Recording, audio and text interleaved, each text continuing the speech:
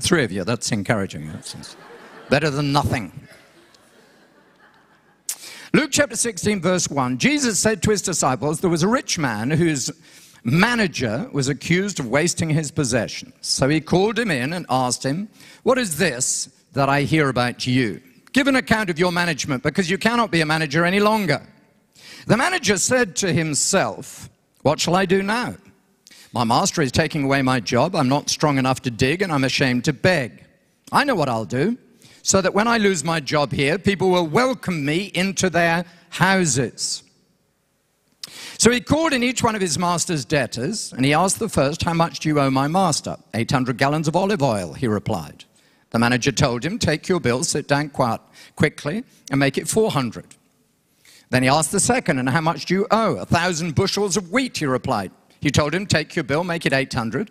The master commended the dishonest manager because he had acted shrewdly. Now, this is where a lot of people get really confused, because they're thinking, hey, look, if I did this with my employer, I get into serious trouble.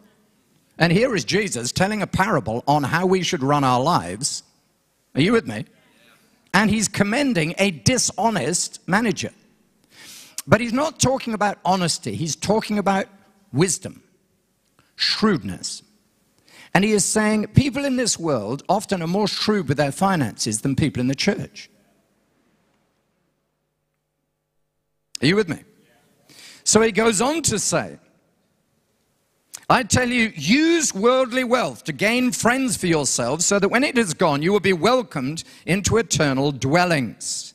Whoever can be trusted with very little can also be trusted with much, and whoever is dishonest with very little will also be dishonest with much. So if you have not been trustworthy in handling worldly wealth, who will trust you with true riches? And if you've not been trustworthy with someone else's property, who will give you the property of your own? No servant can serve two masters. Either he will hate the one and love the other, or he will be devoted to the one and despise the other. You cannot serve both God and money. So John Wesley preached from this text with the simple dictum, his philosophy was gain all you can, save all you can, give all you can. Those were his 3 points. And if you want a title to this message, it's John Wesley's financial dictum, or John Wesley's financial motto. So those are the 3 points. If you remember nothing else from tonight, remember those 3 things. But I want to go through those 3 points and give you my guidelines. But first, I just want to establish 3 principles from this passage. You with me? 3 principles that lay a foundation for your financial blessing.